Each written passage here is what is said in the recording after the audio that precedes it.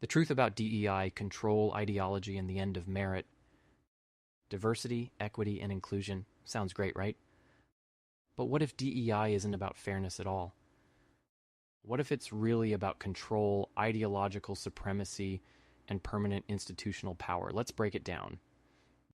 DEI embeds itself into institutions through bureaucratic mandates, compliance offices, and ideological loyalty tests. Once installed, these offices aren't just about promoting fairness.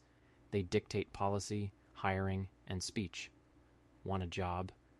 Better submit a diversity statement proving ideological alignment. Want a promotion? Demonstrate commitment to equity, which doesn't mean equality of opportunity, but equal outcomes, regardless of merit. And once these offices exist, they rarely, if ever, go away. Then there's language manipulation. Diversity used to mean different perspectives. Now it means mandated representation by race, gender, and identity categories, while silencing actual diversity of thought.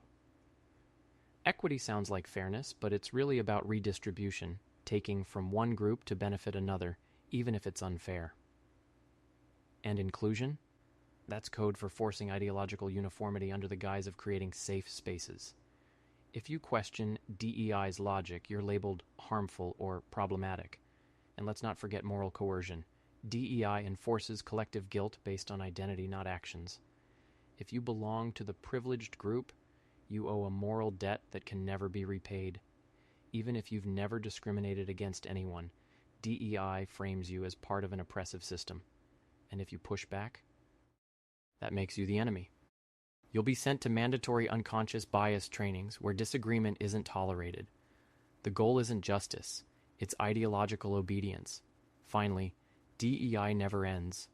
Once one goal is met, new grievances emerge, new identities, new offenses, new demands for re-education. More trainings, more regulations, more ideological purity tests. The end game isn't fairness, it's permanent institutional power. So next time you hear DEI, ask yourself, is this really about fairness? Or is it about ideological supremacy, cultural revolution, and absolute control? If you found this breakdown eye-opening, hit like, follow, and share.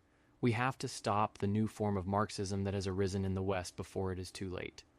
Because that is what is going on, a form of Marxism that is not concerned with economics, but rather ideological supremacy.